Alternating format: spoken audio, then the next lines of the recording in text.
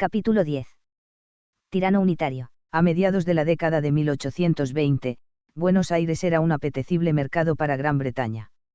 No tenía, es cierto, la importancia que iba a obtener después de la llegada de Bartolomé Mitre a la presidencia ni mucho menos tras la generación del 80, pero el 50% de las manufacturas que llegaban al Plata tenían origen en las industrias de Liverpool y Manchester, mientras que el 12% provenía del Brasil, otro 12% de Estados Unidos y el 19% del resto del continente europeo. Los británicos abastecían a las Provincias Unidas fundamentalmente de productos textiles, en especial de algodón y de lana, ya que la sociedad porteña, un rasgo de tilinguería bicentenaria, se desvivía por la moda impuesta en las grandes capitales. A cambio, estas tierras aportaban productos primarios como los cueros, el sebo, cerdas, huesos y metálico, mientras lo hubo. Como contrapartida, las islas británicas eran el principal mercado para los productos argentinos. Además, la comunidad inglesa era la más poderosa en la provincia de Buenos Aires y la mayoría de las veces era la que soportaba los empréstitos forzosos que imponían los gobiernos de turno. En función de esta relación, el gobierno de Rodríguez, fundamentalmente bajo la influencia de Rivadavia, intentó estrechar aún más los lazos con las potencias europeas. A trazos gruesos, la estrategia del binomio gobernante era clausurar la etapa revolucionaria, constituir un gobierno republicano fuerte y centralista e iniciar el despegue del desarrollo económico de estas tierras. Según esta visión, tal vez allí esté el principal defecto del liberalismo argentino, era perentorio e imprescindible tejer una alianza indisoluble con Gran Bretaña. Aun cuando esto significara desventajas para el país en el corto plazo y exagerados beneficios para la potencia, lo fundamental era convertir a las Provincias Unidas en un Estado fuerte en el concierto de las naciones.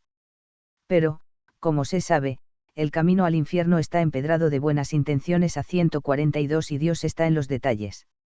Y esos detalles desnudaban, en algunos casos, negociados escandalosos. Rivadavia, sin duda el hombre más interesante de los círculos ilustrados, tenía como modelo político a Alexander Hamilton, el secretario de George Washington que soñaba con un gobierno presidencialista, central y fuerte. Uno de sus principales objetivos fue obtener el reconocimiento como país independiente por parte de los Estados Unidos y Gran Bretaña. Y estaba empecinado en convertir a las Provincias Unidas en un Estado liberal, democrático, secular y civilizado como Norteamérica, y una potencia económica y financiera como Gran Bretaña. Para cumplir con su diseño político, Rivadavia echó mano a los recursos financieros con los que contaba, la deuda pública, la especulación financiera, a través de la creación de un banco de descuentos formado por capitales británicos que constituyó la primera operatoria de vaciamiento fraudulento de la historia argentina, el aumento de las rentas del Estado a través de las primeras leyes de enfiteusis, el recorte del gasto del ejército revolucionario y la tramitación de un empréstito de 1.000.000 de libras esterlinas con la casa londinense de la Baring Brothers. Cifra que, como bien se sabe, se redujo a 570.000, que se esfumaron de las arcas públicas pero hincharon los bolsillos de los intermediarios, entre ellos Juan Paris Robertson y Félix Castro. Y que se canceló recién en 1903, después de que el Estado desembolsara 4 millones de libras esterlinas. Pero el gran hecho de este periodo, ya con Las Heras como gobernador, fue la firma del Tratado Anglo-Argentino, en febrero de 1825, entre el inefable ministro de Hacienda Manuel J. García y el cónsul británico Bodvine Paris. El acuerdo regulaba las condiciones para el comercio mutuo y también garantizaba los derechos civiles de los ciudadanos británicos residentes en el Río de la Plata, así como su libertad de trabajo. Establecía para los habitantes rioplatenses y británicos la franquicia de tránsito y residencia en cualquier parte del Río de la Plata o de Gran Bretaña y aseguraba a los súbditos británicos la exención del servicio militar y de todo empréstito forzoso equivalente. El tratado obligaba, además, a las Provincias Unidas a garantizar la libertad de culto y el derecho de los británicos a sepultar a sus muertos en sus propios cementerios. Si París tenía un contacto importante, aunque tortuoso, en Buenos Aires, ese era Rivadavia. Ambos hombres habían logrado entenderse a la perfección y el cónsul general de Su Majestad Británica estaba convencido de que el superministro era el hombre necesario para modernizar las Provincias Unidas y, seguramente, para canalizar la 143 estrategia imperial del flamante canciller George Canning, que apenas asumió su cargo, en 1822, desechó la táctica de la invasión militar a las excolonias españolas y optó por apoyar la independencia de esos países para facilitar la penetración comercial y cultural británica. El cónsul británico llegó a estas costas en marzo de 1824, pocos días antes de la elección de las Heras y de la consecuente declinación del poder de Rivadavia. Eso no le impidió considerarlo un hombre que había hecho tanto bien al país como tanto daño los que le precedieron, lo cual es decir bastante. Aun a pesar de que reconociera en ese hombre retacón y poco agraciado un carácter político huidizo, escondedor y un tanto soberbio. Por su parte, Rivadavia aprovechó el excelente contacto con París para la intriga política. Y su primera víctima fue San Martín, que por aquellos días se embarcaba rumbo a Europa en lo que sería su exilio definitivo. Artero, el ministro, lo acusó de monárquico y le recomendó al cónsul que le informara a la corona de las inconveniencias de entrar en contacto con un hombre cuya ambición consistía en implantar una dinastía en América. Prueba de las excelentes migas que hacía París en Buenos Aires, ciudad a la que despreciaba por considerarla poco más que una aldea en el mapa de sus ambiciones personales, son las cigarreras de oro reales que obsequió a Rodríguez, a Rivadavia y a García, y que desataron una comedia de enredos y de celos entre los tres hombres más importantes de la administración vernácula, que se celaban entre ellos para ver quién obtenía el cariño más profundo del cónsul, simbolizado en el tamaño de las dichosas cigarreritas. A mediados de 1824, finalmente, estalló la fiebre inversora. La Baring-Brothers ofreció títulos del gobierno que tuvieron buen recibimiento en el mercado y comenzaron las especulaciones alrededor del negocio de las compañías mineras, así como un siglo antes había ocurrido con la Compañía de los Mares del Sur. La economía porteña parecía despegar definitivamente, suba de precios, créditos fáciles de obtener, pleno empleo, aumento de las inversiones extranjeras, el intercambio comercial con Gran Bretaña aumentó considerablemente, a pesar de que Argentina era un mercado mucho menos apetecible que Brasil, Chile y Australia. Pero el exvirreinato tenía algunas deficiencias estructurales, no había capacidad para organizar la fuerza de trabajo necesaria para la producción manufacturera, falta de capitales, de liderazgo empresario y capacitación obrera, y, por lo tanto, se producía una dependencia comercial que terminaba estrangulando a la economía local o la convertía en permanente tomadora de créditos internacionales. Lo cierto, y bien vale el ejemplo para evaluar las deficiencias en el trabajo manual, es que en 1820 una libra de manteca valía más que una oveja. Y un huevo, más que las dos cosas 144 juntas. Para convertirla en una plaza importante, Rivadavia alentó la inversión británica en las costas del Plata.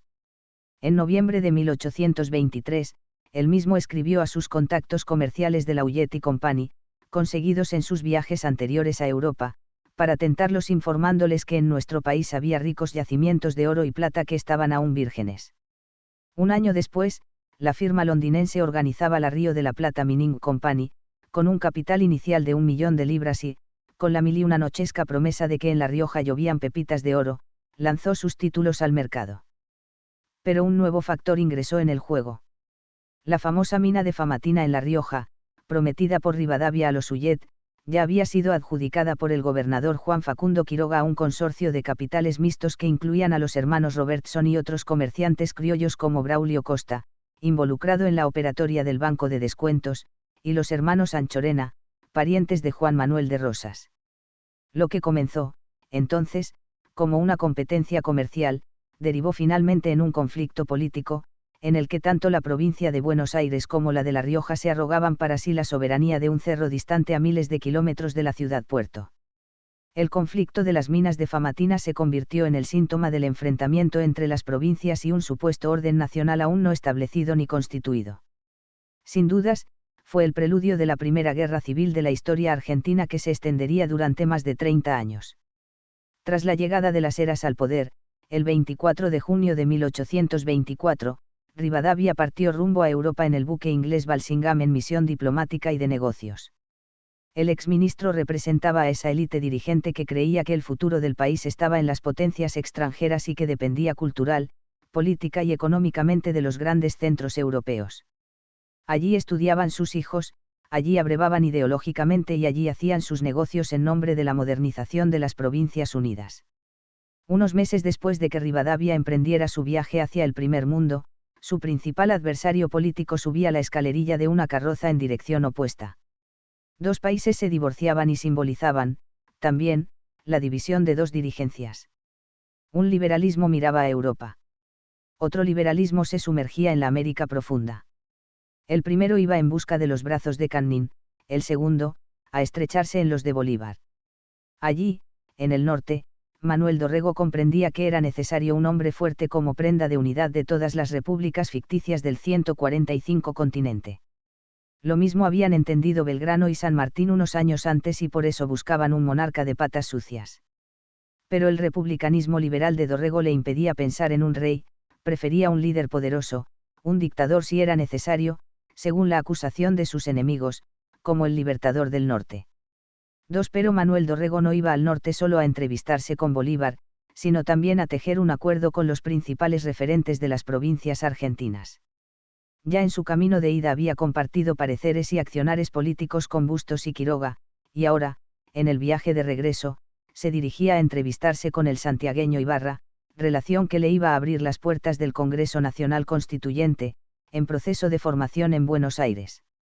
Claro que mientras bajaba, deslumbrado por la personalidad de Bolívar, le escribió sus cartas desde Chuquisaca, el 14 de marzo de 1826, desde Salta, el 11 de abril, y, ya en Buenos Aires, el 25 de mayo y el 15 de septiembre.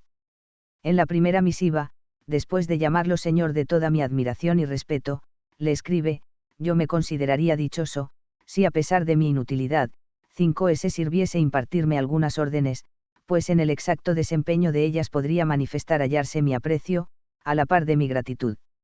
Finalmente, le informa de las noticias que a él le llegan desde Buenos Aires, donde ya se ha declarado la guerra al Brasil. Desde Salta, le comunica su desagrado por la elección de Rivadavia como presidente y le informa del descontento de las provincias desde que con notoria infracción de las leyes fundamentales ha sido electo presidente un sujeto contra quien la opinión pública a mucho tiempo se había declarado. Así es que casi todas las provincias a un mismo tiempo, sin poder conferenciar, ni acordarse, se han pronunciado en unanimidad de ideas. Los gobernadores de Santa Fe, Córdoba, Santiago del Estero, Tucumán y Catamarca le han devuelto el nombramiento en que les delegaba el mando de las tropas existentes en sus respectivas provincias. A nadie es tampoco desconocido por lo prematuro e ilegal de la elección, puesto que aún no estaban reunidos ni la mitad de los representantes, siendo así que se sancionó la duplicación del Congreso, principalmente para el nombramiento del Ejecutivo Nacional y cuando se estaban haciendo las elecciones con la mayor libertad y dignidad, al 146 instante que se percibió depositaban su confianza en personas distintas a las que los rivadavianos habían propuesto como candidatos, se huellan las leyes y se comete tan marcable escándalo. En esa misma carta, además de mostrar su vocación legalista y legitimista, Dorrego deja entrever su aguda lectura de la realidad. El país se iba lentamente organizando, y todos creíamos estar al borde de lograrlo, cuando hemos enormemente retrogradado. Por todas partes asoma la hidra de la guerra civil, y aseguro a 5E que tiemble al tener que tomar un puesto en el cuerpo nacional, asegura como quien prevé su destino. Antes de su llegada a Santiago del Estero, Dorrego le escribe a Ibarra sus cartas donde le plantea su pensamiento político y le pide su apoyo. Ya el 22 de diciembre de 1825 le había escrito en la postdata: si acaso mandasen duplicar la representación nacional, tenga la bondad de no dar paso sobre el particular hasta haberme oído, pues interesa de sobremanera al interés general y a un proyecto que dentro de breve lo sabrá usted, el que la elección sea hecha en constancia. Y en enero se explaya: si queremos sacar un patriota y de aptitudes, como presidente, es de imperiosa necesidad que el mayor número de diputados sea nuestro. Párrafos después, se ofrece como candidato a legislador por esa provincia, mandato que obtiene tras una reunión personal que tiene con el caudillo en Santiago del Estero y que recién puede hacer efectivo el 9 de junio de 1826 por las chicanas formalistas por parte de los rivadavianos. Su llegada a Buenos Aires fue una verdadera revolución. Ya no era el loco Dorrego del Ejército del Norte, tampoco el héroe porteño que había defendido su comarca en 1820, Manuel era un político con ascendencia nacional, con excelentes relaciones con los caudillos del interior, con algunos contactos firmes con Bolívar y Sucre, y con una solidez intelectual que lo ponía en pie de igualdad con los doctores unitarios. Era el hombre que se iba a enfrentar cara a cara con el paladín del centralismo porteño. Así como Rivadavia es el máximo exponente de esa corriente liberal iluminista, de neto corte elitista y retrógrada en lo social y lo económico, con continua afección por los intereses extranjeros, Dorrego representa ese espíritu plebeyo de Mayo, ese liberalismo nacionalista que hunde sus raíces en la voluntad popular para volverse el hecho democrático por excelencia, para devenir en soberanía. Rivadavia era un liberal hobbesiano, Dorrego, al igual que Moreno, profesaba cierta candidez para mirar al ser humano que lo emparentaba con Jean-Jacques Rousseau. Obviamente, Manuel no era el único que había cambiado. La dinámica política había arrasado con la aparente calma entablada por el aceptable gobierno de Martín Rodríguez. En su ausencia habían ocurrido 147 hechos trascendentales que desordenaban las fichas del tablero. El primero de ellos era la invasión que los 33 orientales comandados por Juan Antonio Lavalleja y Manuel Oribe habían realizado en abril de 1825 y que gracias al triunfo de Sarandí, el 12 de octubre, permitió que la Asamblea de la Florida proclamase la independencia del Imperio brasileño y la incorporación a las Provincias Unidas. Lavalleja fue elegido gobernador provisorio y envió un diputado al Congreso Nacional reunido en Buenos Aires para redactar la Constitución. El segundo hecho fue el regreso de Rivadavia de su viaje por Europa, el 21 de octubre de 1825, que se constituyó en el líder indiscutido del Partido Unitario y en el armador detrás de bambalinas del Congreso Nacional con un solo objetivo, ser el presidente de un Estado organizado y unificado. Aun cuando ese proceso de organización y unificación echara mano a metodologías fraudulentas y autoritarias y para hacerlo efectivo hubiera que llevarse por delante a las provincias. El Congreso Nacional reunido desde 1824, había promulgado a principios de 1825 la ley fundamental que establecía que las provincias se regían por sus propias instituciones hasta que no se sancionara y promulgara una Constitución nacional y fuera aceptada por los diferentes estados. A fines de ese año se envió a las diferentes capitales la orden de duplicar sus diputados a fin de acelerar el proceso constituyente. La definitiva organización nacional parecía encaminada. Pero los unitarios, encabezados por Rivadavia, se movieron rápido, conscientes de que podían perder el poder, y decidieron hacerse con el gobierno de un manotazo institucional. El 6 de febrero sancionaron la necesidad de crear un poder ejecutivo nacional, al día siguiente eligieron al mulato intrigante como presidente y el 8, en cuestión de solo 48 horas, Rivadavia se convirtió en el primer presidente de la historia argentina. Pero no solo en la celeridad recaía la irregularidad, la elección, que se realizó en el viejo edificio de la Manzana de las Luces, se llevó adelante cuando la mitad de los legisladores estaban ausentes, ya que no se habían incorporado los nuevos diputados delegados por las provincias. Rivadavia formó gabinete con hombres que iban a ser cruciales en el destino de Dorrego, el sacerdote Julián II Agüero ocupaba el Ministerio de Gobierno, el pringoso Manuel García, el de Negocios Extranjeros, Alvear, la cartera de Guerra y Marina, y Salvador María del Carril, Hacienda. Y ni lerdo ni perezoso comenzó a darle rienda a sus proyectos más preciados. El 15 de febrero nacionalizó el empréstito de la Baring Brothers hipotecando el futuro de todos los argentinos ya que ponía como garantía las tierras y demás inmuebles de las provincias.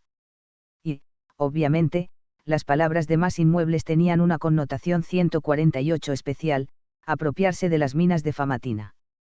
Solícito y servicial, el flamante presidente le escribió a Ullet el 14 de marzo, las minas son ya propiedad nacional y están exclusivamente bajo la administración del presidente de la República. La Río de la Plata Mining tenía, ahora, el campo allanado para la explotación de oro y plata. Ese mismo mes de marzo, el presidente mandó al Congreso otra ley polémica que iba en contra de los intereses de los líderes federales tanto de las provincias como porteños, ya que desaparecía ese estado local, es decir, la ley de capitalización de Buenos Aires. Como si fuera poco, en su afán realizador, intentó desmilitarizar a las provincias, mediante la creación de un ejército nacional que abrevaría de las milicias provinciales, lo que hizo estallar a los caudillos e incluso al no muy federal Las Heras, gobernador porteño. Se trataba, claramente, de medidas necesarias para la organización nacional, el problema radicaba en su ilegitimidad. Eran llevadas adelante por un presidente nombrado en los pasillos del Congreso, a oscuras y contra la voluntad de la mayoría de las provincias. Y esa falta de consenso sería la traba principal para finalizar el proceso y una razón suficiente para que se rebelaran las provincias. Claro que muchas de esas medidas también estaban llamadas a organizar no solo política sino también económicamente al país. Una de ellas fue la ley de enfiteusis de las tierras. Sus intenciones fueron muy discutidas, ya que muchos historiadores sostienen que se trataba de una reforma agraria progresista que tendía a desmonopolizar la propiedad, la burguesía comercial contra los estancieros, pero lo cierto es que produjo el efecto contrario y los hacendados de la campaña bonaerense, entre ellos los Anchorena, como ya se dijo, primos de Rosas, aumentaron considerablemente su capital. Otra gran beneficiaria fue una anónima sociedad rural, creada en julio de 1826, 40 años antes que la actual pero con similares propósitos, de la cual el mismo presidente de la nación era socio y beneficiario. Una vez acomodado en su ciudad natal, a la que arriba el 19 de mayo, cuando las barajas políticas ya están prácticamente echadas, Manuel le escribe a Bolívar para retomar el contacto y ponerlo al tanto de la situación. El descontento es general, la elección del presidente a 149 conmovido todo el país, porque sobre haberse hecho sin esperar a los representantes al Congreso que debían nombrar las provincias, ella ha recaído en una persona que no reúne la opinión pública, y que solo es considerado y distinguido por los empleados. Tras este paso impolítico y precipitado, las leyes y decretos que en el periodo de la presidencia se han dictado, han sido todos contra la ley fundamental que dictó el Congreso Nacional, y atacando las instituciones de las provincias que quedaron por ella fiadas a las juntas provinciales. La capitalización de la provincia de Buenos Aires, o la desmembración de este pequeño estado, unida a las medidas que posteriormente se han tomado, ha hecho que cada provincia tema un atentado semejante, y que los porteños en la generalidad se declaren por un sentimiento vehemente en contra de la administración actual. Dorrego, luego de realizar un pormenorizado informe sobre la situación en la banda oriental, le expone su verdadera estrategia. Todos claman porque 5E se ponga al frente de la guerra por medio de una alianza americana, o solo de las repúblicas que tienen la dicha de ser presididas por 5E con la República Argentina. Sí, señor excelentísimo, esto piensan todos, exceptuando el pequeño círculo ministerial, que llega al término de preferir comprar la libertad y la independencia de la banda oriental por algunos millones, a que la arranque del poder de un déspota la espada vencedora en Carabobo y Boyacá, a que espela del suelo americano el brazo de 5E al único déspota que lo está infamando. Dorrego ya tiene claro su proyecto político. Es un convencido de que un país se funda sobre la base del consenso, del diálogo, del respeto a la institucionalidad y a las leyes republicanas, pero es un fervoroso defensor de la legitimidad popular como sostén de todo poder político. Es lo que él llama la opinión pública. Y al mismo tiempo sabe que todo centralismo tiende a asemejarse a un despotismo de corte monárquico. Por esa razón es federalista. Su credo no es verbal, no lo expone de la boca para afuera ni tampoco es por simple oportunismo político. Está convencido, años más tarde también lo estará Bartolomé Mitre en las palabras, aunque en los hechos se contradijera, de que es la única posibilidad de llegar a la organización nacional. Pero Manuel no solo es un devoto republicano, es, además, un patriota comprobado que lucha por la integridad y unidad de los territorios americanos. Dorrego, ahora, comparte el sueño de Moreno, de San Martín, de Artigas, de Bolívar. Y está dispuesto a llevarlo a la práctica, aun cuando tenga que enfrentar a todo el staff social de los unitarios. Y en Rivadavia ve la fuente de todos los males. Ya en su viaje al norte se había contactado con su compadre, La Madrid, que mediante un golpe de Estado se había 150 apoderado de la gobernación de Tucumán, para que éste desconociera la autoridad central del presidente y permitiera organizar el país de una manera diametralmente opuesta a la de los unitarios. El plan de Dorrego es sencillo: una vez derrocado Rivadavia, él es candidato obligado a la gobernación de Buenos Aires y, desde ese lugar, convocaría a las demás provincias a un congreso constituyente que sancionara una Carta Magna Federal. Obviamente, Manuel, a quien alimenta la ambición política, resguarda para sí mismo el lugar de futuro presidente de esa república. Sin embargo, no es ese su principal motor, y la solidez de sus convicciones y la coherencia de sus actos posteriores demostrarán la naturaleza de sus intenciones. Con esas ideas se sienta en su banca en la vieja legislatura. Lo hace junto a otros diputados federales como Manuel Moreno, por la banda oriental, Pedro Cavia, por Corrientes, José Francisco de Ugarteche y Antonio Taboada, ambos por Santiago del Estero. Su intención es aprobar una constitución federal. Pero, a decir verdad, la decisión estaba tomada de antemano. La mayoría del Congreso responde al sistema unitario de gobierno, pese a que el mapa político de las provincias está bien definido hacia la posición opuesta. Según la Ley de Consulta de 1825, La Rioja, Tucumán y Salta, bajo la influencia de la Madrid, se pronunciaron por el centralismo, Mendoza, San Juan, Córdoba, Corrientes, Santa Fe, Entre Ríos y Santiago del Estero lo hicieron por el federalismo, mientras que Catamarca y San Luis aceptaron la decisión de la Asamblea y la Banda Oriental, Tarija y Misiones no se pronunciaron.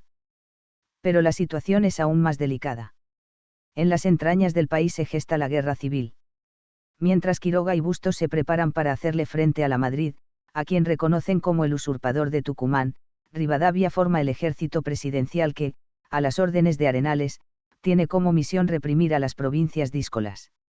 El caudillo cordobés descubre de inmediato las intenciones de Rivadavia y la legislatura de su provincia desconoce las leyes nacionales, en una comunicación dirigida con indudable ironía serrana al señor Bernardino Rivadavia, presidente de la ciudad de Buenos Aires.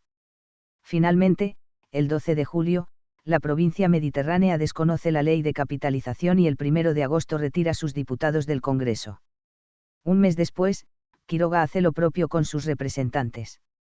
La guerra se hace efectiva el 27 de octubre en el Tala, cuando las tropas del Tigre de los Llanos destrozan el convoy con armas destinado al ejército rivadaviano con su célebre táctica de carga-amague contracarga que le dio todas sus victorias hasta que se encontró con el manco José María Paz, un general cuya estrategia no se amedrentaba frente a 151 contradanzas bélicas. Quiroga arremete luego contra Gutiérrez, gobernador de Catamarca, a quien desaloja de su cargo. Mientras tanto, Arenales, en Salta, refuerza sus tropas y envía a Bedoya para reponer a la Madrid en su cargo y atacar a Ibarra sobre Santiago del Estero. Mientras estos hechos se producen, Dorrego y los suyos guardan silencio en el recinto de la Cámara ante la Comisión de Negocios Constitucionales, que presenta su proyecto sobre la base de un gobierno representativo y republicano, consolidado en unidad de régimen.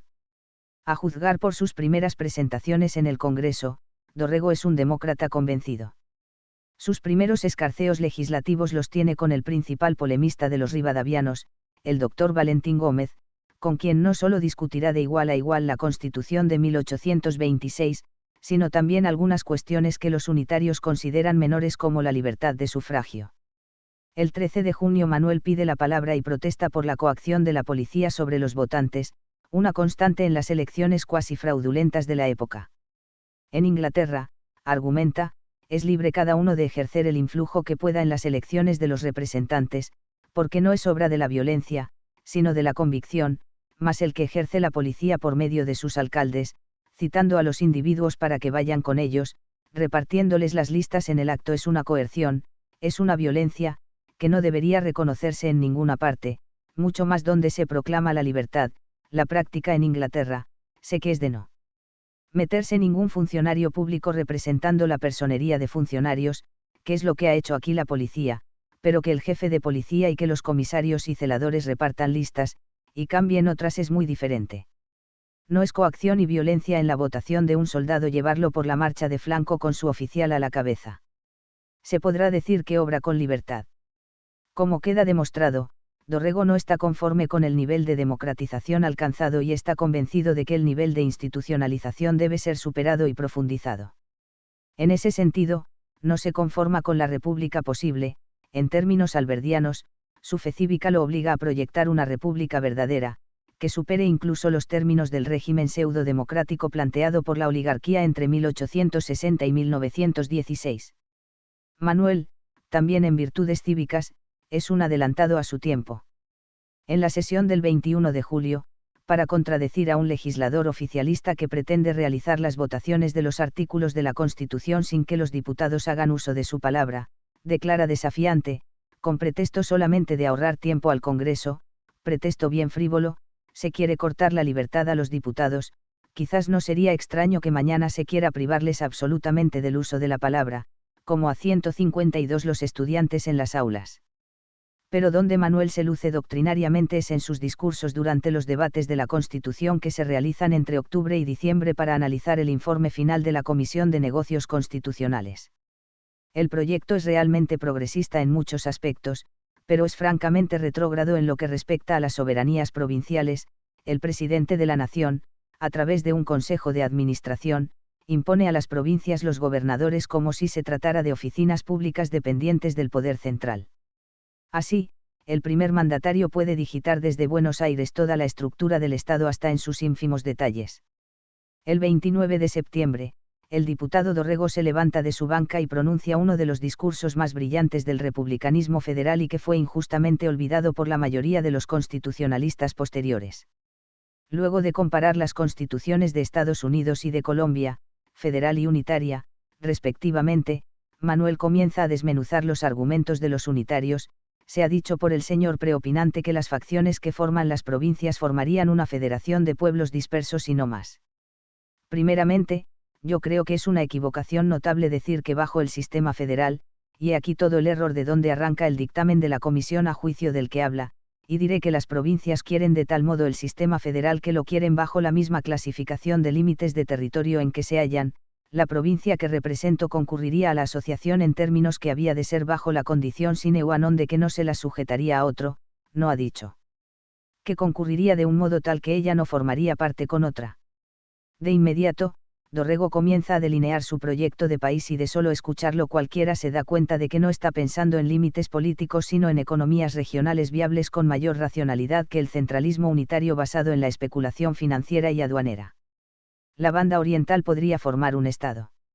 Entre Ríos, Corrientes y Misiones, otro, la provincia de Santa Fe y Buenos Aires bajo tal organización que su capital se fijase en San Nicolás o en el Rosario.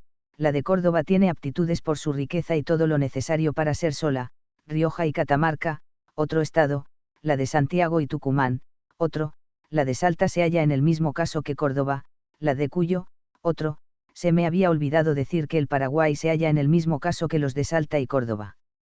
De más está decir que en la idea de Dorrego está incorporar por su propia voluntad no solo al Paraguay sino también a Bolivia, país al cual se refiere. 153. Pasaré ahora a los tres argumentos que se hacen de ilustración, población y riqueza, continúa el diputado, ¿cuál es pues el único remedio? El sistema federal porque Buenos Aires tiene ilustración y una experiencia práctica con el roce y trato que le proporciona su posición con los extranjeros. Ha adoptado la tolerancia de cultos como cosa ventajosa para el país, pero lo admitirá la de Córdoba, y aquí como en esta provincia el sistema federal obra según su ilustración, y las ventajas que consiga serán en proporción a su ilustración, y para que cada provincia conozca las ventajas y se ilustre, es que se debe dejar que cada una en su órbita se coloque en la situación y capacidad que tiene, sin que a ninguna se la obligue, oponiéndole las trabas a contramarchar ni a depender de otra. Es preciso observar que cada una debe arreglarse a la capacidad que tenga para dirigirse. ¿Qué es lo que buscamos? Que el país se ilustre lo más breve posible y cuál es el medio más fácil para lograr esto, la ilustración práctica, que se adquiere en el ejercicio de esos empleos públicos. Pasemos a la falta de población, en los Estados Unidos de América, donde hay una extensión inmensa de territorio, ¿qué población tenían en aquella época en que se declararon independientes? Menos de 3 millones, argumenta Dorrego, aplicando lo aprendido en Baltimore, ¿y qué ha sucedido? Lo que era natural, que siendo el medio más fácil para aumentar su población una marcha que guarda consonancia con los principios de sus naturales, hoy asciende su población a 11 millones. Desde el momento en que los Estados Unidos han encontrado un territorio regular capaz de declararlo Estado, ya lo declaró tal. Mas entre nosotros todo al revés, todo el empeño es coartar que un Estado llegue a constituirse en Estado, y hacer que se organice de tal modo que los unos detengan sus progresos y los otros retrograden. Resulta llamativo el progresismo de Dorrego respecto de los modelos extranjeros. No trata de ensamblar sus ideas respecto de los intereses de las potencias económicas para esperar una suerte de derrame ni de extrapolar modelos teóricos ni plantar poblaciones de inmigrantes. Su ideal político consiste en copiar las experiencias felices ajenas y tratar de aplicarlas a las condiciones propias sin implantar ni imponer otras realidades ni tampoco someterse a dependencias que produzcan escasos resultados. Y luego demuestra su republicanismo no elitista, basado en la legitimidad popular. No sé que se pueda presentar el ejemplo de un país, que constituido bien bajo el sistema federal, haya pasado jamás a la arbitrariedad y al despotismo, más bien me parece que el paso naturalmente inmediato es del sistema de unidades al absolutismo o 154 sistema monárquico. Pero, supongamos que este sistema federal contenga errores y males que vengan a perjudicarnos, pregunto, la masa general decidida por el sistema federal, no pondría un empeño en que él se ponga en planta, si probase que los errores que se les atribuyen son falsos. Esta tendencia de la masa general a recibir con gusto el sistema federal, no es una ventaja. Porque los legisladores han querido hacer creer que la dominación era una emanación de la divinidad para inspirarles un deseo de respetarlas. Unos días después, en la sesión del 2 de octubre, Dorrego amplía su alegato en favor del federalismo. Nuestra queja del gobierno peninsular, ¿cuál era? El que todo lo teníamos que llevar a Madrid, y yo pregunto, bajo el sistema de unidad ¿no será cierto que todo o la mayor parte habrá que traerlo a la capital? No es regular que los pueblos se resientan ahora de aquello mismo. El sistema de unidad indudablemente es un sistema útil y ventajoso, y que no nos presentará males, si es que está conforme con la opinión pública, porque, si no lo está, él se volverá un tósigo, y en ese sentido es que digo que es un sistema maldito y perjudicial, sistema que debe tener la execración nuestra, porque, siendo en contraposición de la opinión pública, él engendrará males para nuestras provincias. Yo, señores, tengo un deseo positivo de la organización del país. En mi vida pública he demostrado que mis sentimientos por un cambio son por los medios legales. Tuve la dicha de introducir esta práctica en la provincia de Buenos Aires, y espero no la variaré ni contrariaré jamás. Cuando yo manifiesto este calor y decisión por el sistema federal es porque conozco que esta es la verdadera vía legal. Esta, y un poco de generosidad y desprendimiento, cuánto bien producirían al país. La fuerza moral hace que, un país que quiere ser libre, siempre lo sea, pues él, o dejará de existir, o lo será, porque todo hombre tiene esa tendencia hacia su libertad, y puesta en ejercicio sacrifica sus intereses y relaciones, su misma vida con el mayor entusiasmo, pero en la forma de unidad faltaría ese espíritu. Se dice que todos los gobiernos son igualmente buenos, pero es mejor para el país, estrictamente hablando, aquel que sea la expresión del voto público, y que está más en contacto con el pueblo, o para hacer su felicidad, o para conocer los males que se sienten y poderlos remediar. La voz de Dorrego es la de un demócrata convencido. Lo mejor, no ya el bien, está con la expresión de la mayoría del voto público. Un pluralismo que pone freno a cualquier intento de despotismo. Incluso cuando se trate de un despotismo ilustrado que reduce la participación a través de una dudosa representación parlamentaria como era la de mediados de la década de 1820. Sus palabras logran tanto ganarse la admiración de los suyos como el encono de sus adversarios. 155. Contrariamente a la voluntad de los pueblos, el Congreso Nacional con mayoría automática, lo más parecido a un acuerdo de cúpulas, sanciona el 24 de diciembre la Constitución Nacional de carácter unitario. La intención de los rivadavianos es sencilla: una vez aprobada, arrasarán con las autonomías provinciales y pacificarán el país a punta de bayoneta, cosa que recién logrará Mitre casi 40 años después. Pero se van a llevar una sorpresa. De inmediato, la Cámara lanza un manifiesto destinado a que las provincias acaten las disposiciones del Congreso. Y uno a uno de los gobernadores van rechazando el documento. Así comienza la rebelión de los caudillos y se profundiza la guerra civil iniciada en el norte por la Madrid y Quiroga. 4. Envalentonado por su actuación en el Congreso, Dorrego decide abrir otra trinchera para enfrentar a los unitarios. Sabe que la batalla no puede ser solo política y decide darla también en el plano cultural. En octubre, entonces, saca a la calle su propio diario, El Tribuno, desde el que se mide frente a frente con El Mensajero argentino, órgano que propaga las posturas oficiales de Juan Cruz Varela, Agustín Delgado, Valentín Alsina y Francisco Pico, entre otros. En el diario de Dorrego escriben los populares, devenidos ahora en federales, Manuel Moreno y Pedro Feliciano Cavia. En el primer número de El Tribuno, Dorrego planta bandera y escribe en la editorial: no os azoréis aristócratas por esta aparición.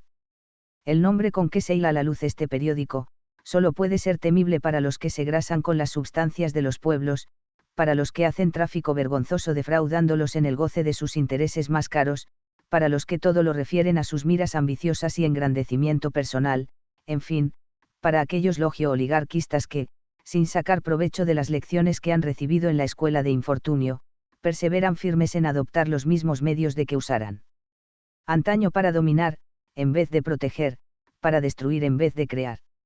No se trata de aconsejar la necesidad o conveniencia de igualar las fortunas ni de otros equilibrios quiméricos, sino solamente de la igualdad ante la ley, como también de otro interés bien entendido de los pueblos que constituyen la República Argentina. Solo, pues, los protervos, los que adolecen de la maniática enfermedad de ejercer a todo trance sobre los pueblos una supremacía funesta, que por consiguiente es detestada por estos, son los que deben 156 alarmarse cuando vean que sobre nuestros meridianos se presenta este terrible meteoro. De inmediato, Manuel posiciona a su periódico respecto del poder, del gobierno, y de la libertad de prensa. El Tribuno, afortunadamente, tiene un temple feliz para no temer sino el crimen. Por carácter es idólatra de una orgullosa independencia, felizmente cuenta con algunas aptitudes, al menos las bastantes para vivir de una honorable industria. En consecuencia no puede ser sitiado por hambre, táctica que hace tiempo se despliega en esta ciudad con suceso por algunos figurones para hacerla forzosa y convertir hacia su opinión a muchos que piensan en sentido contrario. Un individuo que se halla en semejante actitud y que cuenta con tan felices disposiciones, está seguramente indicado para escribir en un país libre donde nada debe temer por esta parte sino el abuso que haga de semejante libertad, seguirá el camino, de una rígida imparcialidad. Pero téngase entendido que siempre ha de ser más vehemente cuando censure a los administradores públicos por los males que sus medidas acarreen al pueblo, que lisonjero cuando los apologice por los bienes que ellos le deparen. La opinión es libre. Cada cual puede formar la que guste. Para cierta clase de reptiles, el tribuno será un anarquista, un desorganizador. Para otra gente será el defensor clásico de la libertad, y no faltarán tal vez algunos que lo supongan muerto de hambre y que es escritor de pane lucrando. Entretanto, los pueblos oyen y juzgan, el tribuno confiesa que todo puede ser sin ser milagro. Late en Dorrego la pasión por el pluralismo y conoce las desventuras del periodismo, los vericuetos de la libertad de prensa. No es un revolucionario social, está claro, pero está convencido de que su misión es estar allí con los pueblos, con los sectores humildes y que el rol de la prensa es ese, censurar al gobierno por los perjuicios que cometa contra el pueblo. Se abre así un nuevo frente de batalla. Los unitarios se encolumnarán detrás de Varela, y los federales, seguirán la pluma de Dorrego. El combate será encarnizado y brutal, pero también apasionante. Y este cruce será fundador del gran enfrentamiento cultural y político que atraviesa como un cuchillo hendido en el pecho de la nación los últimos 200 años de historia. El tan brillante poeta neoclásico como pérfido político unitario Juan Cruz Varela era la principal pluma del mensajero argentino. Admirador de Jean Racine, Pierre Corneille, Voltaire y el italiano Vittorio Alfieri, es autor de numerosas composiciones poéticas y de 2 tragedias clásicas, Dido y Argia, y realizó un trabajo periodístico sosteniendo las reformas rivadavianas del gobierno de Rodríguez en los diarios El Granizo y el 157 Tiempo. Pero es en El Mensajero donde publica, a principios de 1827, en el número 181, su expresión más fecunda, que después sería retomada por Domingo Sarmiento en El Facundo. La primera observación es que todos los pasos, la tendencia y el modo de obrar de los caudillos, autores y sostenedores de la guerra civil, manifiestan que esta guerra es del pobre contra el rico, de la barbarie contra la civilización, de la ignorancia contra las luces. Conviene que todos se aperciban de antemano de las consecuencias que esto puede tener si los amigos del orden no permanecemos firmes, como afortunadamente se sostiene hasta hoy. La segunda observación consiste en que no puede ser mayor la imprudencia de los hombres que invocan el nombre de los pueblos para cometer sus atentados y llenar sus miras particulares. Los pueblos, se dice, pobres pueblos. El de Santiago, por ejemplo, no deseará salir del estado lamentable a que lo ha reducido su jefe. ¿Cuál de los otros cuyas autoridades están en disidencia no gime de lo mismo? Y aún habrá valor para decir que esos caudillos son los protectores de los pueblos, los amigos de las garantías, los defensores de la libertad. ¡Qué escándalo es oírlo! Y qué gran prueba de lo que puede el espíritu de partido es oírlo decir a ciertos hombres. La opción es clara y Varela la enuncia con elocuencia y lucidez, civilización o barbarie. La falsa, pero efectiva, lo que la vuelve cierta, dicotomía que dominó a la sociedad argentina a lo largo de toda su historia nació allí, en forma distraída, en esas páginas de El Mensajero. Claro que la furia que poseen esas palabras tiene un origen preciso. En enero de 1827, el Congreso despacha a sus mensajeros para que expliquen la Constitución a los gobernadores provinciales y los convenzan de que revean su actitud negativa frente a ella. Hacia esa fecha Bustos ya había organizado su ejército para defender la libertad de las provincias y ya había apelado a Bolívar como protector, cosa que Dorrego había hecho casi un año antes, y Quiroga proclama contra Rivadavia el lema religión o muerte.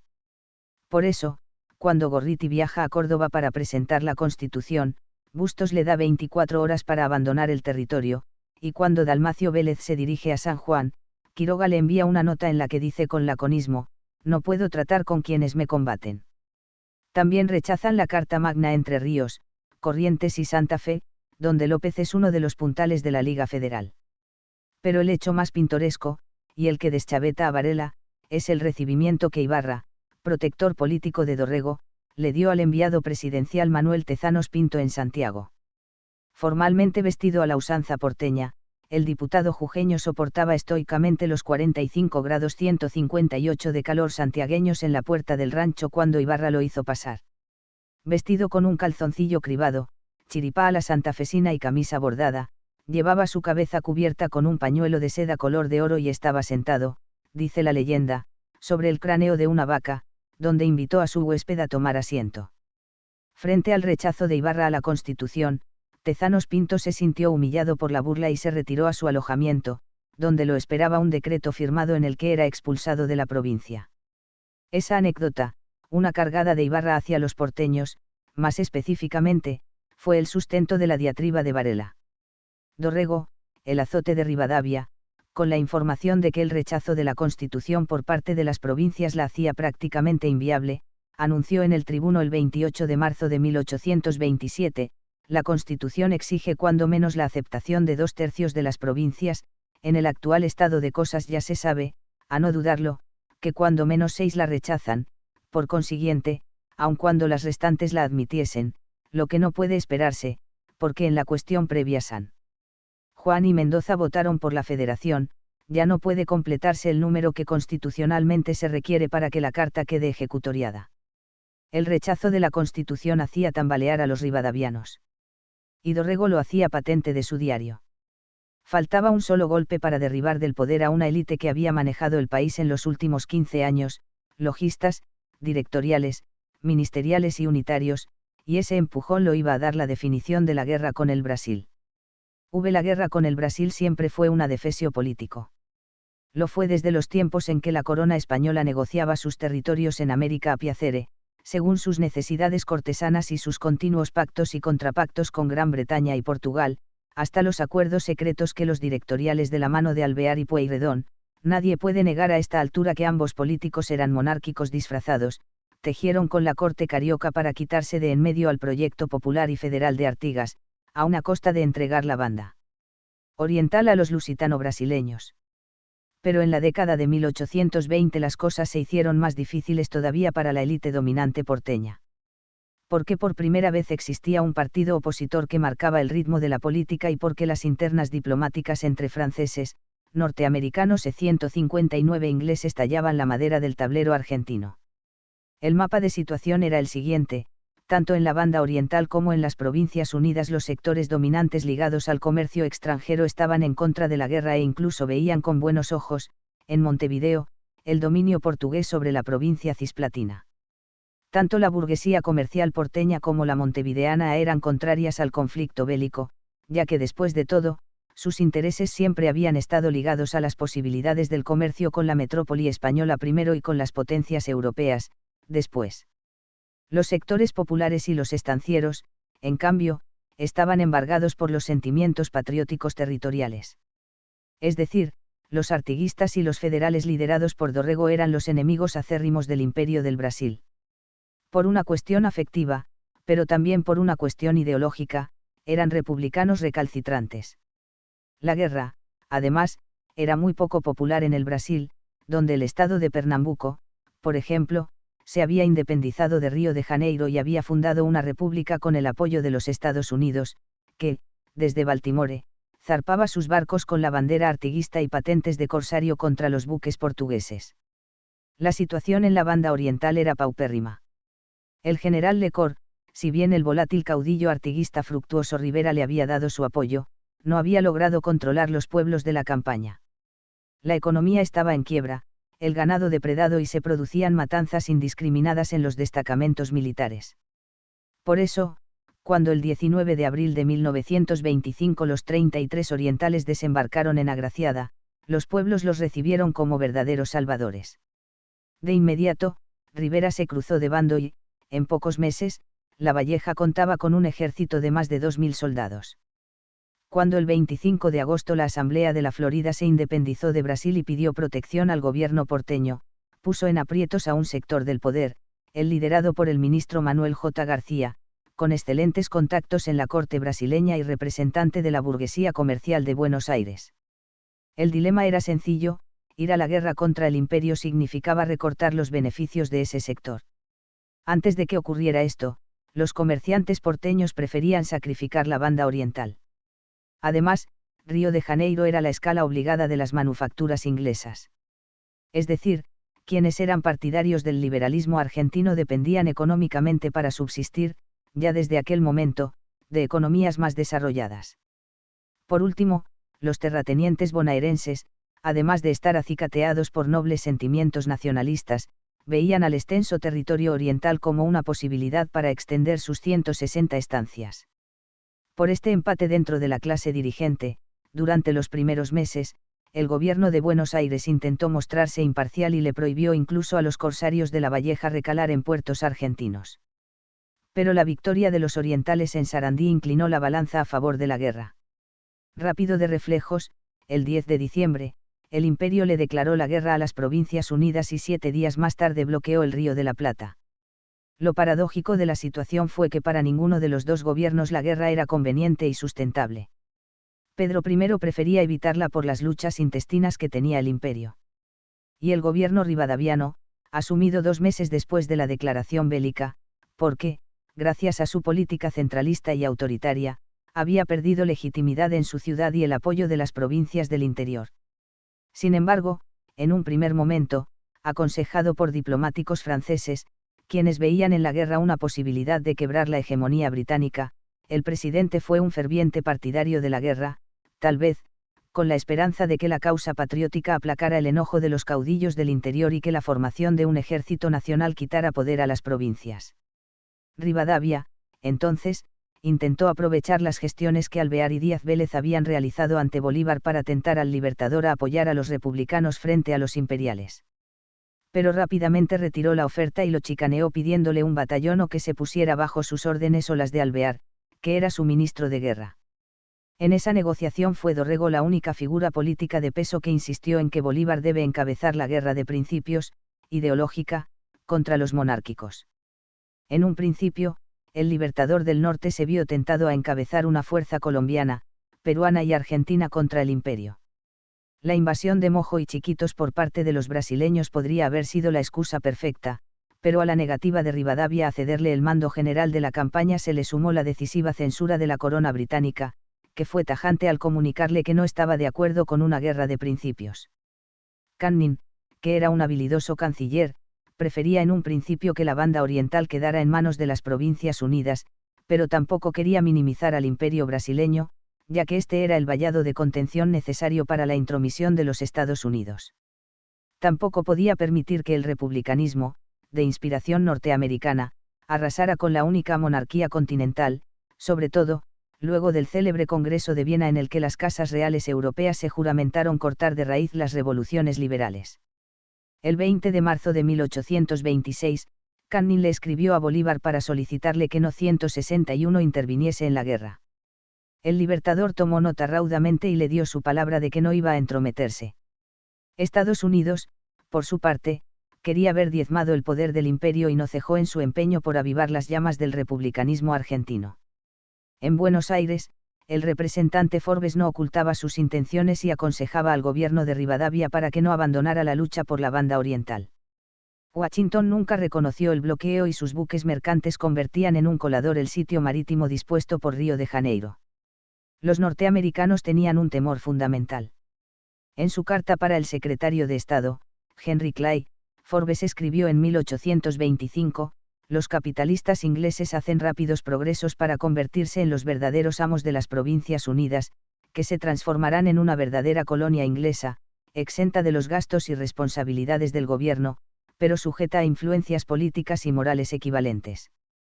Pero la corona británica temblaba. Sus socios prominentes estaban en guerra, sus marinos luchaban de un lado y del otro de la contienda, y su principal competidor aprovechaba la situación para desplazarlo del mercado. Por esa razón, Canning decidió tomar cartas en el asunto y enviar a Lord John Ponsonby a la región para encontrar una rápida salida a la situación. En Buenos Aires, a mitad del año 1826, ya había sordos ruidos de corceles y de acero. En agosto, el ministro de Guerra fue nombrado general en jefe del ejército republicano y partió con su Estado Mayor a encontrarse con la tropa que lo esperaba en territorio oriental. Y a mediados de septiembre llegó Ponsonby al puerto de Santa María con una única misión: lograr la paz y crear un Estado independiente que hiciera las veces de tapón, de algodón entre dos cristales. Rivadavia no quería saber absolutamente nada con las ideas del diplomático británico. Es más, lo maltrataba y ninguneaba hasta que por la presión externa e interna se le hizo difícil sostener su negativa. Finalmente, el presidente accedió y decidió enviar a García, un excelente amigo de los portugueses y los británicos, a negociar con la corte en Río de Janeiro. Mientras tanto, la fiereza criolla arrolló a la intrincada y escurridiza diplomacia. A principios de 1827, las tropas republicanas comenzaron su marcha para encontrarse con las tropas imperiales. En ese ejército iba un rubio jefe de coraceros que había hendido su sable en los cuerpos enemigos detrás de los Andes y en el Perú. Y ahora iniciaba la serie de victorias en Bacacay, el 13 de febrero. Era Juan Lavalle, que derrotó al hasta ese entonces temido líder brasileño Ventos Manuel Ribeiro. 7 días después, el 20 de febrero, se libró la decisiva batalla de 162 Ituzaingó, donde los republicanos, en inferioridad numérica, destrozaron a los imperiales. Una vez más, los héroes de la jornada fueron Lavalle y José María Paz, quienes recibieron las condecoraciones correspondientes y fueron ascendidos al grado de general. Pero Ituzaingó no alcanzaba para ganar la guerra. Buenos Aires costeaba ella sola la campaña contra Brasil y el bloqueo estaba haciendo estragos sobre su economía, ya que su aduana, fuente principal de ingresos, estaba prácticamente sin actividad. Y tampoco era suficiente la resonante batalla de Juncal con la que Guillermo Brown quebró el bloqueo imperial. En el cuartel de Cerro Largo el malestar aumentaba y una figura comenzaba a crecer y alcanzar notoriedad. Poco a poco, un flamante general alzó su voz entre la tropa ganándose el respeto de sus subordinados, que admiraban su foja militar, y el temor de sus superiores, que, como Alvear, veían con recelo la fama alcanzada por ese exgranadero llamado Juan Lavalle. Allí, en plena campaña militar nació un caudillo de maneras refinadas y familia noble. Los unitarios ya tenían su nuevo líder. Dorrego no lo sabía, obviamente, pero su fatal destino comenzó a deshilacharse con el filo de ese sable que campeaba en tierras orientales. Pese al heroísmo de las tropas argentinas, el gobierno decidió seguir adelante con las negociaciones diplomáticas. Como ocurrió a lo largo de esta historia, la diplomacia brasileña, en complicidad con la británica, deshacía con habilidad las victorias militares que obtenía Buenos Aires. Lord Ponsonby anudó todos los detalles de la misión García con su par en Río de Janeiro y facilitó un barco de guerra inglés para trasladar, el 30 de abril de 1827, al delegado rivadaviano. García, indiscutiblemente, era un traidorzuelo de poca monta que haría escuela en la historia argentina. Pero sumamente influyente. No le interesaba en lo más mínimo la conservación de la banda oriental, ya que desde la época de Artigas él había tejido sus redes para que los portugueses invadieran esos territorios y desplazaran al caudillo. Acordaba, entonces, con la urgencia de Ponsonby de terminar con la guerra a toda costa, ya que sostenía que era necesario el ejército para disciplinar a las provincias díscolas. Apenas se entrevistó con el emperador Pedro I se dio cuenta de que éste no tenía la menor intención de permitir que su provincia cisplatina C-163 convirtiera en un estado independiente bajo el nombre de República del Uruguay y bajo la protección de la corona británica, aunque sí de lograr la paz y levantar el bloqueo.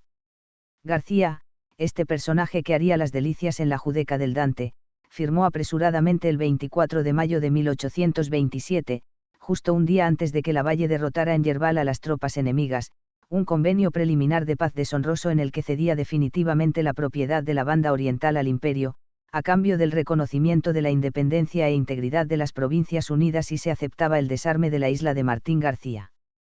Para que quede claro, el ejército republicano de las Provincias Unidas arrasaba en los campos de batalla a los imperiales y García le regalaba el estado cisplatino a la corte de Río de Janeiro. Sin dudas, hasta Lord Ponsonby se habrá visto sorprendido por tamaña defección.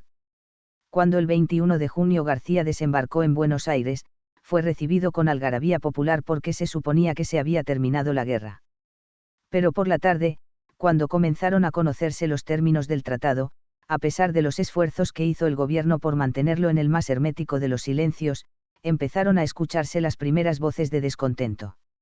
Ante la presión popular, Rivadavia, que reconocía que el tratado era inaceptable y por un momento pensó en enviar a García a la cárcel por contradecir su mandato, rechazó el convenio el 25 de junio por medio de un decreto y manifestó que las estipulaciones de aquella son lesivas para el honor nacional y que el plenipotenciario había abusado de sus poderes. Pero ya era tarde. Los principales diarios, unitarios y federales, arremetían contra García y su tratado y el pueblo se ensañaba con el presidente. Esa misma tarde, la casa del presidente fue apedreada y los unitarios salieron en busca de García para asegurarse de que no revelara detalles que comprometían al resto del gobierno mediante un método infalible, el asesinato. Pero Dorrego y los federales se apostaron en la puerta de la casa del ministro y le advirtieron del peligro. Al otro día, Manuel escribió en el Tribuno: ya hemos visto cómo ha terminado la misión del señor García en la corte de Río de Janeiro. Pero pudo esperarse jamás que terminara de un modo lisonjero y honorífico para esta república. Si la política de nuestro gobierno hubiera sido más previsora, no seríamos hoy el ludibrio de las naciones. Nunca debimos habernos lisonjeado de conseguir una paz honorífica en medio de una situación tan poco lisonjera. Las calles de Buenos se convirtieron en un infierno para los unitarios. Al grito de García traidor, la multitud recorría la ciudad en busca de los 164 partidarios del gobierno para abuchearlos, humillarlos, golpearlos. Durante esos días de finales de junio, los rivadavianos se refugiaron en sus casas a esperar que a las turbas federalistas se les pasara la indignación. Rivadavia, que le había pedido a García que firmara la paz a cualquier precio pero no a costa de su gobierno, enfrentó a la oposición y en un discurso vibrante alegó: no solo ha traspasado mis instrucciones sino que contravino a la letra y el espíritu de las mismas, este tratado destruye el honor nacional y ataca la independencia y todos los intereses esenciales de la República, este presidente ha acordado y resuelve repelerlo, como de hecho queda repelido, anunció iracundo. Pero el gobierno estaba herido de muerte. El 27 de junio, Rivadavia presentó su renuncia y fue aceptada de inmediato. Una nueva etapa política se abría para las Provincias Unidas. Caídos Rivadavia y los unitarios, era el momento propicio para que los federales se alzaran con el poder. Concluían así 15 años de hegemonía de una clase dominante. Una nueva dirigencia ya estaba lista para asumir el timón de la República. Eran los integrantes del Partido de los Populares. Y su líder indiscutido era ese hombre apenas moreno, que acababa de cumplir 40 años, de carácter simple y populachero, de convicciones firmes y tenacidad implacable. El moscardón detrás de la oreja de los unitarios. Con el fin de Rivadavia, llegaba el tiempo de Manuel Dorrego.